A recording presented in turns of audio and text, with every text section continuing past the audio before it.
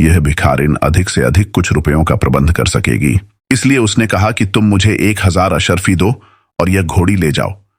बुढ़िया ने यह सुनते ही अपनी कमर में बंधी हुई थैली निकाली और बद्र को देकर कहा, यह अशर्फियां गिन लो और घोड़ी मुझे दो।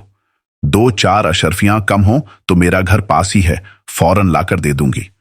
अब बद्र घबराया और बोला, अम्मा ये थैली रख ले, मैं इस घोड़ी को किसी भी मूल्य पर नहीं बेचूंगा। बूढ़ा पास ही खड़ा था और सारी बातें सुन रहा था। वह बोला, भाई अब तो तुम्हें यह घोड़ी देनी ही पड़ेगी। तुम्हें इस देश का नियम नहीं मालूम है। यहां पर जो आदमी व्यापार में धोखा करता है उसे प्राण दंड मिलता है। तुमने जो मूल्य मांगा वह इस बुढ़िया ने दे दिया। अब तुम बेकार की हुज्जत न करो। घोड़ी बुढ़िया की हो गई, उसे फौरन बुढ़िया को दे डालो। सौदे का गवाह मैं हूं। बादशाह ने अगर सुना कि तुम सौदे से फिर रहे हो तो फिर समझ लो कि भगवान ही तुम्हारी रक्षा कर सकेगा। बद्र यह सुनकर बहुत परेशान हुआ, किंतु बहुत सोचने पर भी उसे घोड़ी को बचाने का कोई उपाय न सूझा। अंततः वह घोड़ी से उतर पड़ा और उसने घोड़ी की लगाम बुढ़िया के हाथ में दे दी।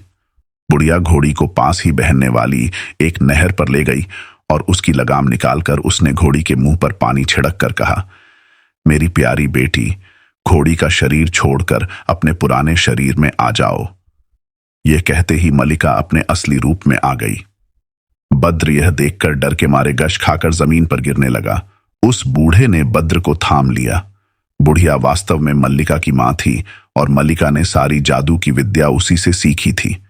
बेटी को असली रूप में लाकर उसने अपने गले लगाया।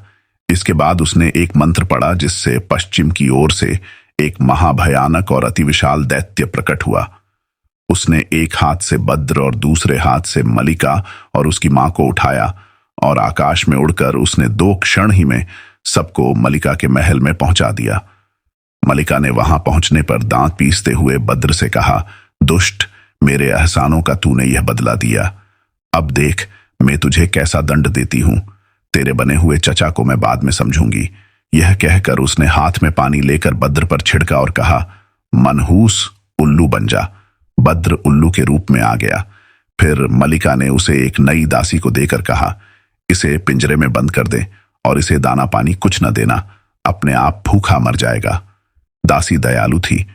उसने बद्र को पिंजरे में तो बंद कर दिया, किंतु मलिका से छुपाकर उसे खाना पानी देती रही। उस दासी ने उसी दिन गुप्त रूप से अब्दुल्ला से भी कहा, मलिका ने तुम्हारे भतीजे को पकड़ लिया है। वह देर सवेर उसे तो मार ही डालेगी। अब तुम अपनी जान बचाओ, क्योंकि उसने तुम्हें मारने की भी धमकी दी है।